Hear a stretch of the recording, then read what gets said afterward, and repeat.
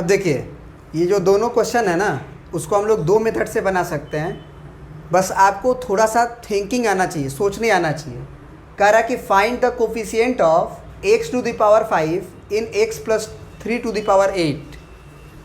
मतलब किसका कोफिशिएंट उसे चाहिए? x का पावर 5 का, मतलब x पे पावर क्या जाना चाहिए? 5 जाना चाहिए। आप हमें ये बताएं कि अगर आप इसका एक्सपेंशन लिखते हैं, ध्यान से सुनिएगा, x प्लस 3 का पावर 8 का, तो जो x पे पावर जाता है वो c का लोअर सफिक्स जाता है ना। जो NCR हम लिखते हैं उस पे x का पावर क्या जाता है? n minus R. और 3 पे पावर क्या जाता है? c का लोअर सफिक्स r। हमें क्या चाहिए? हमें क्या चाहिए बताइए आप? सबसे पहले तो n के जगह पे हम 8 रख सकते हैं ना। अब आप बताइए कि आपको x का पावर 5 का कोफिशिएंट चाहिए, तो यहाँ पे आपको सबसे पहले तो क्या लिखना चाहिए? 8 माइनस आर लिखना चाहिए ना। तो आप बताइए कि x का पावर क्या चाहिए आपको? आपको x का पावर चाहिए 5। तो इसका मतलब ये हुआ ना कि 8 माइनस आर का वैल्यू क्या हो जाना चाहिए? 5 होना चाहिए, तभी तो x का पावर 5 नजर आएगा। तो इसका मतलब r का वैल्यू कितना आ गया? 3 आ गया, क्योंकि r उधर जाएगा। और r का वैल्यू अगर 3 आ गया तो कोफिशिएंट क्या हो जाएगा? कोफिशिएंट तो केवल 8CR और 3 का पावर r ही होगा ना।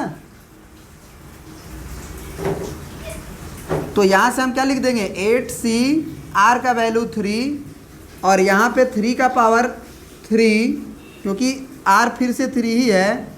और इसको लिखने की ज़रूरत नहीं है, क्योंकि यहाँ पे तो आपका 8 माइनस 3 5 आएगा। तो ये जो 5 आएगा वो कोफिशिएंट थोड़ी है, x का पावर 5 है। कोफिशिएंट में तो आंसर केवल यही होगा ना। तो आंसर हो गया आपका कितना? 8C3 और 3 का पावर क्यूब, यानी कि 8 गुने कितना? 7 गुने 6 डिवाइडेड बाई 3 गुने 2 गुने 1 और 3 इंटू 3। पानी बंद कर दो ममता। ये कितना हुआ? 3 दूना के 6 और ये 2 से ये 2 कट गया। अब गुना करके आंसर आ जाएगा। एक तो ये तरीका हुआ। दूसरा तरीका ये है कि अगर आपको x का पावर 5 चाहिए, सुनिएगा ध्यान से, अगर आपको x का पावर 5 चाहिए तो आप क्या कर लो कि सबसे पहले ये तो जानते हो कि c के नीचे जो भी होता है, c के नीचे जो भी होता है वो कहाँ जाता है? पानी बंद करके ही काम करो। c का लोअर सफिक्स जाता है बाद वाले पे पावर पे। हमको अगर x का पावर 5 चाहिए तो क्यों नहीं हम इसको बदल देते हैं? जैसे x प्लस 3 का पावर 8 है, इसको उल्टा कर देते हैं, ऐसे कर देते हैं 3 प्लस x का पावर 8। क्या गलती लिख दी है क्या हम?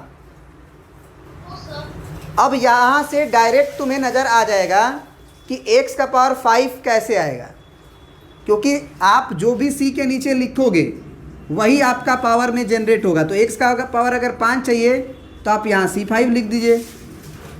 जैसे ही C5 लिखिएगा तो x पे पावर 8 आ ही जाएगा, सॉरी x पे पावर 5 आ ही जाएगा।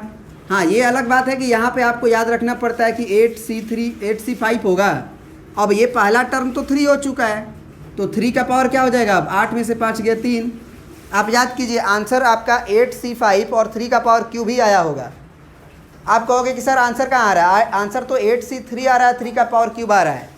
तो ज़रा बताइए कि 8C3 का वैल्यू जो है वो 8C5 के बराबर ही तो होता है। क्योंकि 5 हम 8 में से 3 घटा देंगे 5 हो जाएगा ना। तो जो भी आंसर आएगा गुना करके कितना आएगा? तो ये 1512 आपका आंसर हो गया। बात समझ में आया? अब उसी तरह से अगर मान लीजिए क्वेश्चन नंबर 2 आप देख रहे हैं और a का पावर 5 और b का पावर 7 है। अब देखिए यहाँ पे, अब दूसरा क्वेश्चन में आप देखिए कि आपको चाहिए कोफिशिएंट किसका? इस एक्सपेंशन में a का पावर 5 और b के पावर 7 का। इसको भी बनाने का दो तरीका है। सबसे पहले आप ये सोचिए कि आपको a का पावर 5 b का पावर 7 का कोफिशिएंट चाहिए। किस में चाहिए? तो a माइनस 2b का पावर 12 में।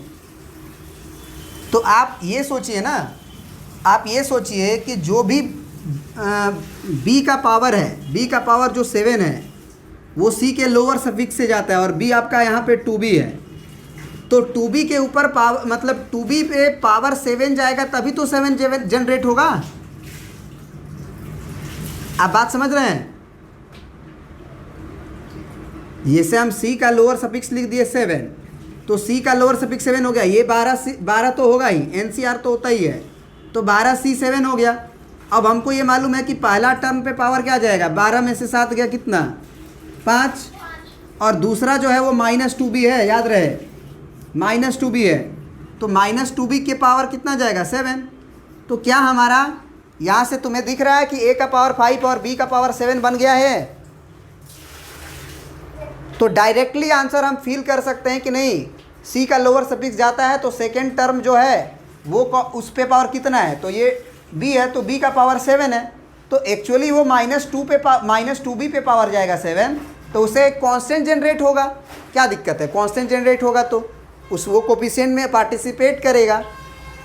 यानी कि ये आंसर कितना हो जाएगा, 12C7 और -2 का पावर 7, क्योंकि a का पावर 5 और b का पावर 7 का कोफिशिएंट चाहिए। तो ये आंसर में थोड़ी लिखेंगे, आंसर में तो केवल क्या लिखेंगे, 12C7 और -2 का पावर 7।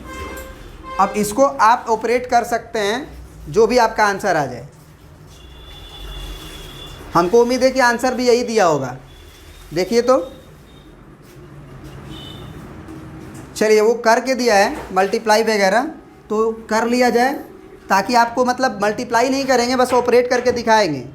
अब एक बात बताओ, 12C7 को क्या हम लिख सकते हैं 12C5,